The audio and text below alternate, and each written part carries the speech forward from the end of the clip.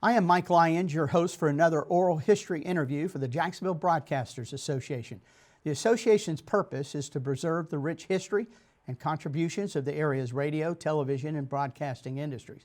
The association is open to those past and present broadcasters and those affiliated with the region's broadcasting industry and entities who have served this region's proud broadcasting heritage. We welcome students who are focusing their careers on the broadcasting industry.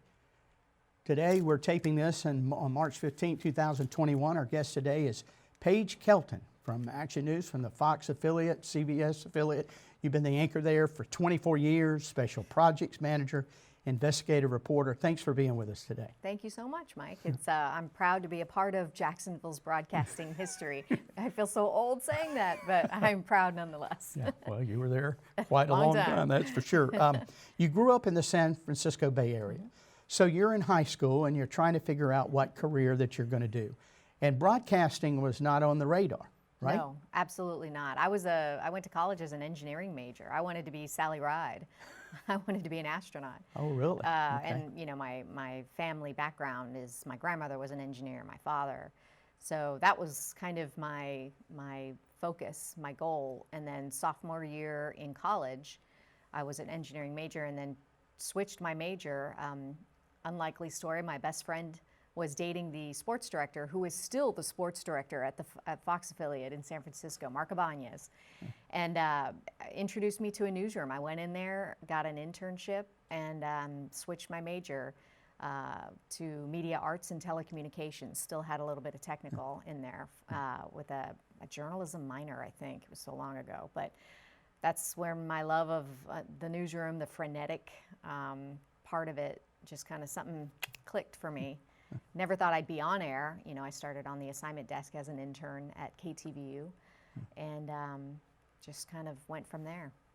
So you go into a TV station just to look at, and you end up with an internship. Now, how does that happen? It just, you know, luckily I knew someone. That's typically how it all starts. You know someone to be able to get your foot in the door. You know, it's an unpaid internship.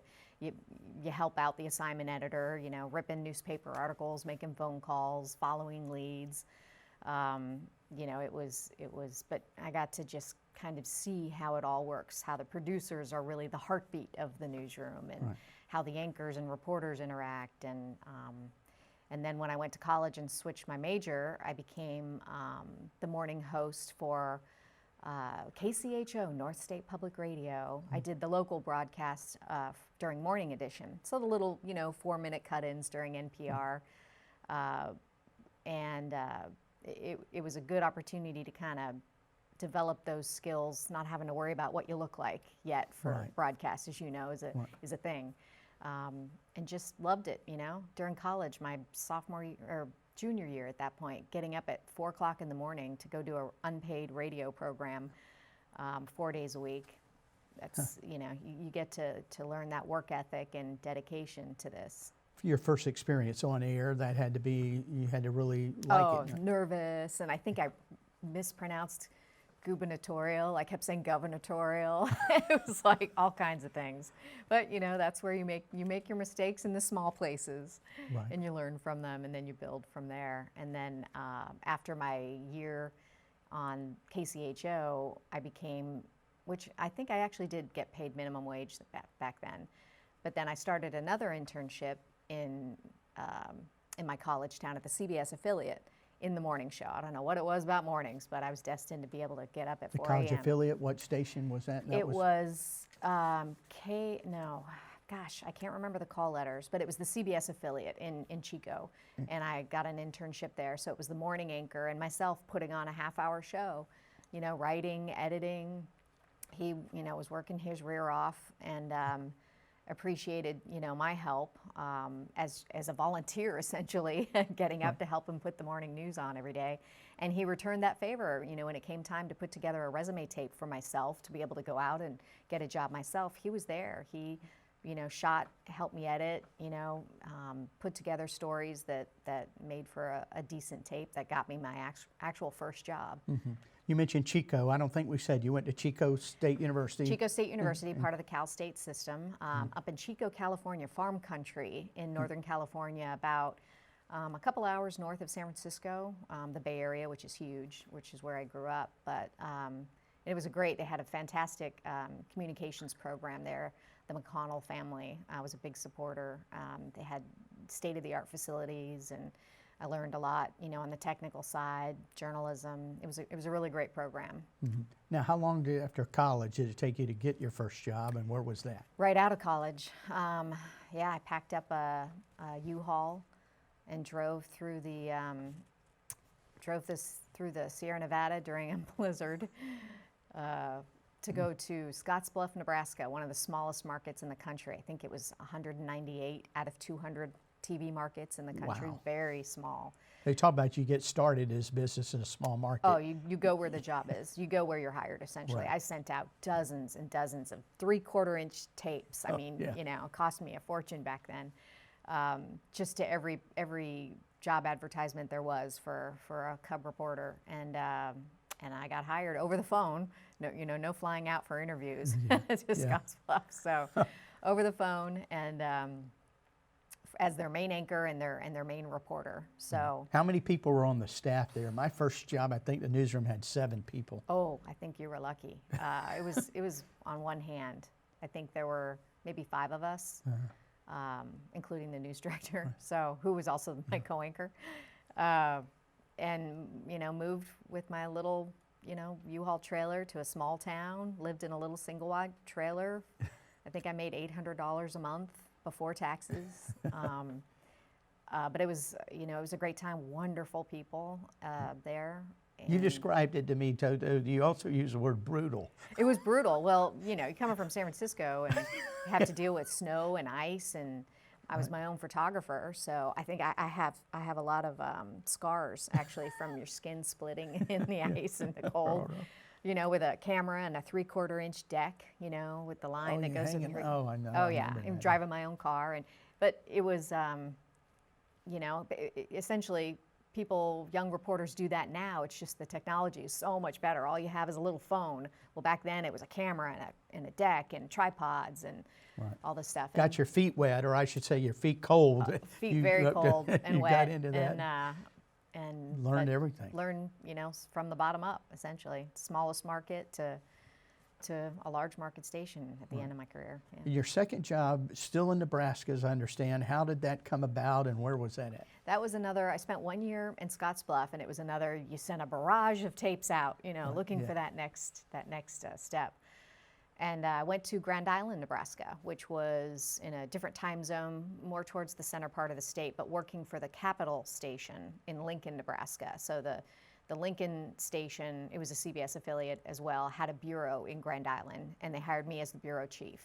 So what that meant is I actually the bureau was in an apartment building, and I lived 1 floor up, so I was 30 seconds from work at all times. That had to be nice. It was, and it wasn't on the weekends when, Paige, can you go shoot something for us and feed it in? But so I was there for a year covering, rural parts of the state, again, meeting wonderful Midwesterners who had wonderful stories to tell, covering tornadoes, hanging off the building up at the top, shooting the tornadoes in the distance. A lot of hard work, long hours, but it was rewarding. And ultimately, the morning anchor position came open at my station in Lincoln, and they moved me up. So then I moved from Grand Island to Lincoln and became the morning anchor there for another year or 2. It's been so long I can't remember, but Lincoln is the state capital of Nebraska, right? It is. Omaha's the largest city, but the state capital is Lincoln, and that's where the University of Nebraska is. And it's a great town. It's a great college town, and really enjoyed my time as morning anchor there. Mm-hmm. Now, from that station, you came to Jacksonville. Is that right? I did, and this is another unlikely story. Again, the young would-be reporters who are watching this, it's sometimes the road to where you end up is there are all these little fingers and the people you meet along the way, and you would never expect bring you the full circle. Right. But I had applied for an anchor job in Pittsburgh, of all places, and the man who was the assistant news director, Anthony, really wanted me for the job, but the news director wanted somebody else, and he pushed for it for me, and I had an agent at that point, and I was hearing this, secondhand, but I didn't get the job. So when Clear Channel bought the Fox affiliate here in Jacksonville from Channel 17, which was just producing news Right. For the station, Clear Channel decided to actually start its own newsroom Right. and hired Anthony as its news director. Well, Anthony, he said, I didn't even really shop it around. I wanted you as my anchor. So that's how I ended up here.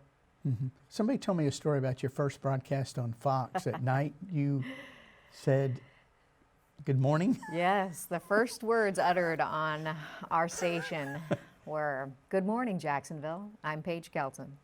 And it was 10 o'clock at night. Live from WAWS, this is Fox 30 News, first at 10. Good morning, I'm Paige Kelton. And I'm Kyle Meenan. It was supposed to be a Heroes Welcome Saturday night. Because I had done a morning show for 2 years, and Forever. and it just kind of autopilot On TV, kicks and not in. on to mention your morning show on the radio. Yeah, when you were in school. I all mean, that. So that's so what many you were used to. so many years in the mornings, but it was an endearing moment. The Times Union wrote a little article about it. It was very sweet. It was hopefully endearing to Jacksonville, because I always heard, good things about it afterwards. But if you can't laugh at yourself, you have no business laughing at anyone else. That's Right. always been my philosophy. Yeah, that's for sure. So you came to, so what was it like coming to the Fox station there, starting a new news operation in a much bigger market, much bigger place than where you had been? What was that like for you? It was so exciting because we had such a good group of people there. It was starting a newsroom from the ground up. Everyone was newly hired. Some of the people had come from Channel 17, some of the associate producers, but the photographers, the editors, we had one brand new live truck we were so proud of. It was really exciting. There was a lot of support from the community and the company, our old GM. Everybody was excited about what we were doing. And, there was, we had just an awful looking set, and but we were trying, and there was a lot of optimism from the newsroom about what we were doing and where we were going and the opportunities we were being given by essentially starting a newscast on this station. Right, and you had a lot of people at other stations. Kyle Meenan, did he work with you Kyle was there? my first co-anchor, on Fox 30, and then he And left. I worked with him at 17, he went over to so Channel. he went over to you. Yeah, Channel 12 afterwards. Uh-huh. And Ken Thomas worked for you a little bit over there, Ken did he? Thomas did. Back when we Photographer, we he were, worked with me for our years. original station was located in the actual building that the tower was. It was a leaky, run down. I mean, Hogan we had Road, right? buckets, yes, Yeah, on Hogan at Road, the end, buckets right. to collect the rain every time it rained. So we were there for, I think, just shy of a year until they could find us a building to move us into. Ken was part of the new building. He didn't have to suffer through that. But yeah, and then the building we're in, they moved us to, we're still in today. Right. There are a lot of changes in the broadcasting industry, and that whoever owns your place. Like you were the anchor at Fox for a long time, and then there came a time you weren't the anchor there. How did that come about, and what happened there was there? a lot of, and forgive me if I don't remember this exactly right, but yes, I was the main anchor on Fox, and then we also got the UPN affiliation, so I was also the anchor 6:30 with Russell Motley on UPN, and then we started adding, then I think we were CBS after that, and we started adding some other anchors into the mix, because you can't just have two people doing all these different shows on all these different networks. And so we had different anchors on the Fox 10 p.m. and then I moved over to the CBS, the 5, the 6, and the 11. But there was always these interchanging, shows and anchors. But I can say I've anchored every evening show we've ever done on all the networks we ever had. So. That's right. And then there came a time when had a new owner bought both stations, and that kind of caused a little bit of upheaval for you, or change for you. Just change, and that's the thing in this business. You can't get into it unless you're willing to embrace change and are humble about it. I mean, there's a lot of, it's easy to get caught up in me. It's kind of a selfie world now, especially with journalism, and you can't, if you really want to have a rewarding, fulfilling career, you can't make it all about you. Right. Let's go back to when you came to Jacksonville. Yes. You were in a smaller market. You came to Jacksonville, new place, new city, a new experience. How was it different from what was it, Grand Island, Nebraska, and Lincoln? And how was it different? And how did you perceive Jacksonville when you got here? Well, oh gosh, I remember getting out of the U-Haul and just being hit with moisture. It was in December, and I was so thrilled because it's very dry in the Midwest. And you know, I'm from the Bay Area where there's moisture in the air. I remember just being so happy to be here.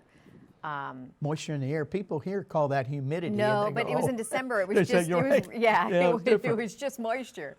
And then I experienced the humidity later. But I was so excited to be here on so many different levels, and excited to be part of building a station from the ground up. Right. When the ownership changed there, you were the anchor, and then you took on a new role. What happened there? There were several ownership changes.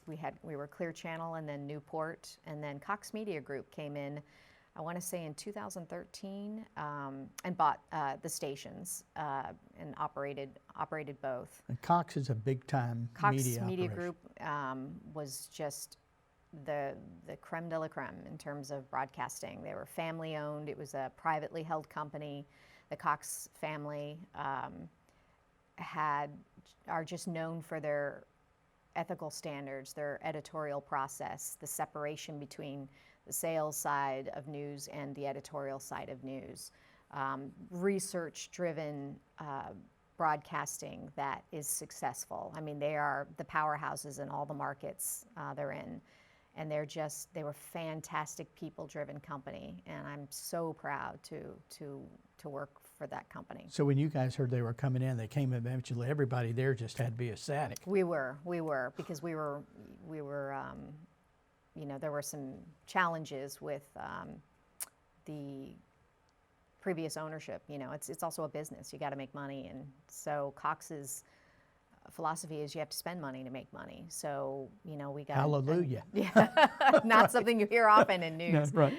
So we got a new newsroom, new equipment, the latest technology, training, support, you know, more people to do, you know, the added jobs, the added work, the added shows. A brand new, beautiful high definition set, the latest technology that helps us serve our viewers. They really just changed the game here in Jacksonville. You had to feel like you moved to a much bigger market and you didn't have to go anywhere. Oh, for sure. I mean, way back, even in 1996, you know, the technology we were using at WAWS was better than what we were using in some of the small markets in Nebraska. The Capital City station that I worked, KOLN in Lincoln, was the Channel 4 of Lincoln. We were the legacy station there, incredibly well run, family owned. So I came from a fantastic station in Lincoln, Nebraska, KOLN 1011, and so it was different in terms of coming from a legacy station than to a brand new station, building it from the ground up. It was a different feeling for sure, but it was an exciting one. I was so excited to get here to Jacksonville. And when Cox came in, that was even a bigger change. It was like you stayed in Jacksonville, and you were like, felt like you had moved to Houston or something. Well, Cox Media Group came in 2013, so that was fairly recent compared to, you know, when you consider 24 years here. Yeah. And they did, you know, everything they do is based on research, and they researched the market and determined that WAWS and WTEV were stations that weren't being noticed, and they weren't, viewers just weren't connecting for whatever reason. So that's when they decided to essentially create two new stations. They changed the call letters. WJAX is now CBS, and WFOX for Fox, with all new faces. You know, I was the face of my station, and that changed. That role changed. Most of the anchors, Don Lopez was the only anchor that stayed from our station. Everyone else left, and it was a. How did you take that? It was obviously, you know, these are people I love. This is my family, and the family is breaking up.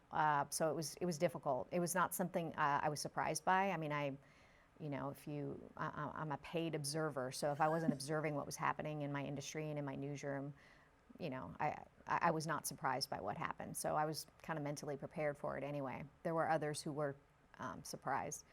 But the community support was fantastic, and ultimately they came to me and said, whereas the other anchors ultimately left the station, after telling me, about the role change, they said, this is actually what we have in mind for you. We would like you to stay, to continue to be part of this newsroom, but in a management / still on air role. And I was happy with that. I was, how many people get 18 years as a main anchor at a station? I mean, I felt lucky enough as it is.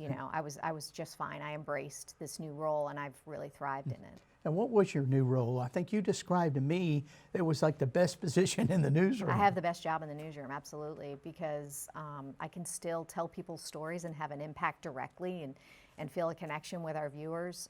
But I'm also on the management side, so I can help grow new reporters and help them with their skills and 24 years of sources within Jacksonville and Northeast Florida and Southeast Georgia. I continue to be able to share that and where to go for this bit of information, or how to file a FOIA, or I can help the new crop. So, and the one thing about Cox Media Group is they really, and my bosses, quite frankly, Bob Longo was the news director at the time. He's now our general manager.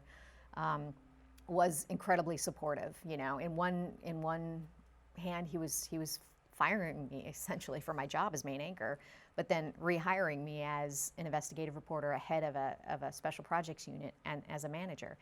Children with fetal alcohol spectrum disorder have trouble regulating their behavior, following instructions, and find it difficult to understand social cues. And he and the company supported me in that role with training. I went to Washington, D.C., was part of the NAB Executive Training Seminar.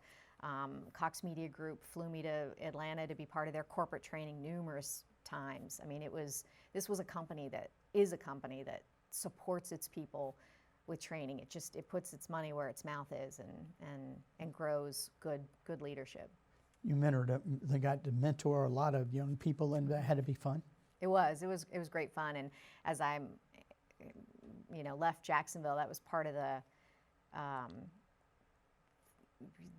what really got to me is the young reporters who come from other markets back and say, hey, thank you for that bit of advice, or thank you for spending this time with me, helping develop my skills. And to know that I had any kind of an impact on young reporters as they were coming up was really, that's what really gets me. And some of the stories I've been able to tell in Jacksonville, giving voice to people who felt like they were truly powerless.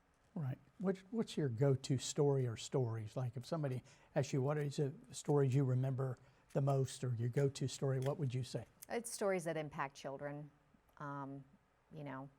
I think about one of the first big stories when I was here was Maddie Clifton, a little girl who was killed by her neighbor, and it's the missing children stories that impact children that have always resonated with me, and that's part of the work that I do personally and for charity. I was one of the founding members of the Community Advisory Board for the First Coast Child Protection Team. These are the doctors and nurses that are called by DCF to diagnose sex abuse, physical abuse, neglect.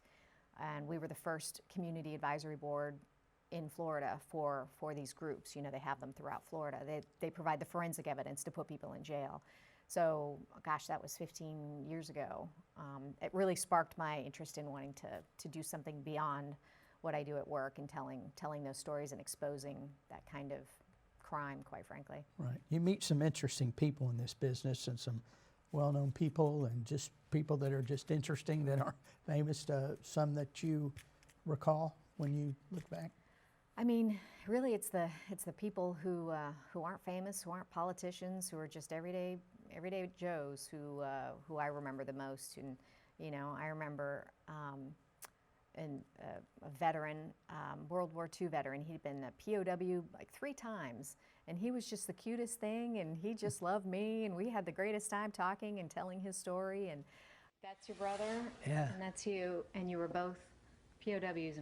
You know, I remember him. I remember, you know, during the pandemic, Nathan Sweet, you know, a single dad who was trying to navigate the failed unemployment system here in Florida. And we told a series of stories about him, and as a result, he was able to get his unemployment. And not only that, other families reached out and gave them his gave him their stimulus checks because of the stories we were telling. And You had to move heaven and earth to give people some unemployment, didn't you? it was, I did dozens and dozens of stories and frustrated families who have worked their entire lives and have never had to ask for anything from anyone, simply needing some help from the system that they have paid into for years. They were frustrating stories, and I just remember all those faces. Those are the people who come to mind right now, who had an impact on me as well. You know, even just getting people I didn't even do stories on, you know, ultimately getting someone at the agencies to answer their phone calls and hearing back from them saying thank you for helping my family. You know, we wouldn't have gotten through it if you hadn't, you know, told these stories. And the media can help some people, can it? Oh, it absolutely can. It absolutely can. Yeah, it's a double-edged sword. You always need to be right in your reporting, but yeah, I mean, that's the joy that I've been given over 24 years. I've been allowed the privilege of telling Jacksonville stories and giving a voice to people who feel powerless. Right. That's what has driven me over this whole time. I don't really have a particular niche. My niche is you know, the little guy, given a voice to them and being fair, telling both sides always, but to feel truly powerless and no one's listening to you, and to help those people. That's what does it for me. You mentioned you mentored people here. I guess you had a lot of mentors over the years and that worked with you and helped you over the years.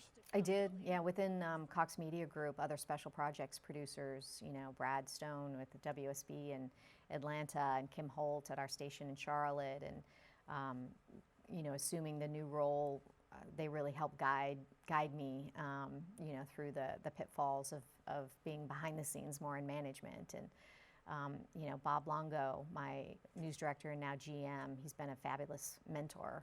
You know, he's tough. It's tough love sometimes, but you need that. And my news director now, Pascal, I've worked with her for gosh, more than a decade. She was the executive producer over at Channel 12 for years. I worked with her, yeah. Yeah, she started as an intern there, and now and then moved to my station, became the assistant news director, and has now been news director for many years. Fantastic role model and just kind of a barometer. She's a great newswoman. She knows what makes good television. Right. I think you somewhat answered it. What did you enjoy the most during your 24 years anchoring and reporting here in Jacksonville? Oh, the people and connecting with our viewers, honestly. Yeah, that's what it's all about. You know, being in the grocery store and, oh, we were pregnant at the same time, or, oh, I remember, you know, this was happening in my life and you were there, and that's what just gets me too. It's also the funny moments, you know, in the stores. Like, I remember being in line at a paint store in my ball cap, and there were two gentlemen in front of me, and one of them looks back and goes, boy, they do look better on TV, don't they? I just burst out laughing. But, you know, fun moments of you know, just reality over those 2 decades, and getting to know the people here, and honestly having them feel like they know me too, because I'm kind of, you know, what you see is what you get with me. Right. What did you see changes in the community in the city of Jacksonville from when you got here and now? What did you see? What would you in the changes in Jacksonville? Oh, there have been so many. It's been I'm so proud of the city to see, you know, how far it's come, and with education, with infrastructure. You know, there's always going to be issues, and there's still some communities that are still, I think, need to realize their potential and need to have the support to realize that potential. But the city is just thriving economically. You know, companies are just, you know, pushing past each other to get here, to bring their people here. There's a great military, you know, I'm from a military family, and the military bases here, and the community that exists here, and of retired veterans. That's another, you know, niche, I guess, for me, is reporting about military issues that affect our retirees, and you know, holding the VA accountable when that whole mess was going on with the healthcare system at the VA. We went to Washington on behalf of local veterans, just trying to be able to go see a doctor or, you know, get their benefits in a timely manner. Being able to get them action. You know, I spearheaded an effort to pay off medical debt for local veterans, working with Rest in Peace Medical Debt, a national nonprofit, and we raised enough money to pay off like $2 million of veteran medical debt, you know, here in Jacksonville. You helped a lot of people. It was a station initiative, of course, but yeah, it was just being able to have a positive impact on Jacksonville. At the end of the day, when I leave Jacksonville, I hope that, you know, I never let the city down, because it never let me down. Right. And you came here in 96, which was a year after the Jaguars. We got the Jaguars in Jacksonville, and you got to see all of that. And that year when they went to the playoffs, that first year they went to the playoffs, and it was so exciting, and there was so much excitement around the team and our potential, and